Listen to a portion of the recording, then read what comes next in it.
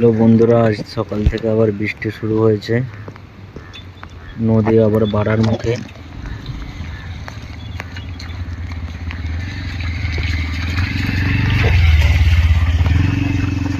এই দেখুন, এখানে ডাবু জল টানা হচ্ছে। এই নদীতে বড় বড় মাছ পড়ে ভর্তি থাকলে। নদী